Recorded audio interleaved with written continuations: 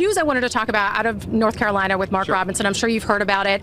Governor Walz is also in this area. He just mentioned it at a rally this afternoon. I don't know that you've gotten a chance to talk about it.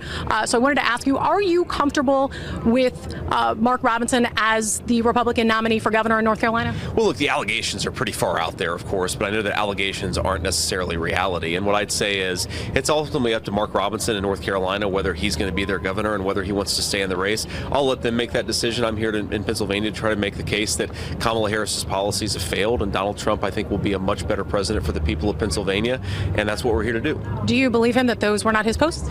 I don't not believe him. I don't believe him. I just think that you have to let these things sometimes play out in the court of public opinion.